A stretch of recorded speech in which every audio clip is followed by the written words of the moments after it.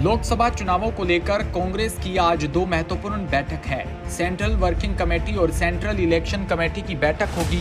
Delhi ICC मुख्यालय पर बैठक का आयोजन होगा। बैठक में राहुल गांधी, सोनिया गांधी सहित अन्य दिग्गज नेता भी मौजूद है।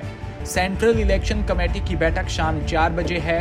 कांग्रेस सूत्रों की माने तो शाम को बैठक के बाद कांग्रेस तीसरी सूची को लेकर प्रत्याशियों पर मोहर लगा सकती है और राजस्थान की बची सीटों पर प्रत्याशियों की घोषणा कर सकती है।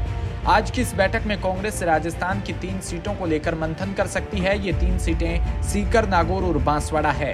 इन 3 सीटों पर गठबंधन के साथ कांग्रेस चुनाव लड़ सकती है। ऐसे में आज इस पर कांग्रेस की बैठक में निर्णय लिया जाएगा। कांग्रेस सूत्रों की माने तो वोटों की गणित को देखते हुए कांग्रेस इन तीनों सीटों पर गठबंधन के साथ चुनाव लड़ना चाहती है।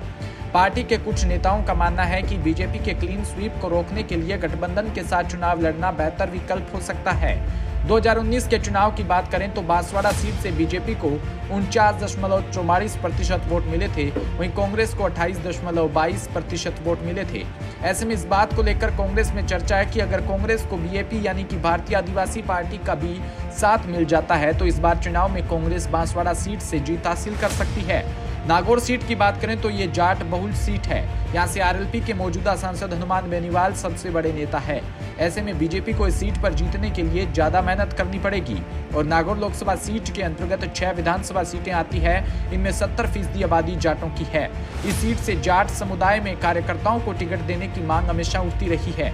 चर्चा है कि नागौर से बीजेपी के पास कोई बड़ा जाट चेहरा नहीं होने की वजह से उन्होंने ज्योति मिर्धा को टिकट दिया। हालांकि इलाके में मिर्धा परिवार की मजबूत पकड़ है जिसका फायदा बीजेपी को मिल सकता है।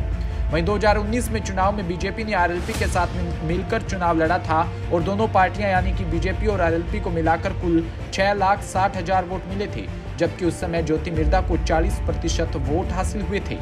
इस बार बीजेपी ने ज्योति मिर्धा को प्रत्याशी नागौर सीट से घोषित किया। ऐसे में अगर आरएलपी और कांग्रेस गठबंधन के साथ चुनाव लड़ती है तो बीजेपी को कड़ी टक्कर मिल सकती है। इसके अलावा सीकर जीत की बात करें तो 2019 के चुनाव में बीजेपी और कांग्रेस के अलावा सीपीएम के अमराराम ने भी चुनाव लड़ा था। अमराराम को 31,464 वोट मिले थे। अमराराम ने कांग्रेस और बीजेपी के प्रत्याशी के वोट काटे। हालांकि बीजेपी पर इसका कोई ज्यादा प्रभाव नहीं पड़ा। ऐसे में कांग्रेस इस बार वोट बैंक बचाने के लिए सीपीएम के साथ मिलकर भी चुनाव लड़ सकती है।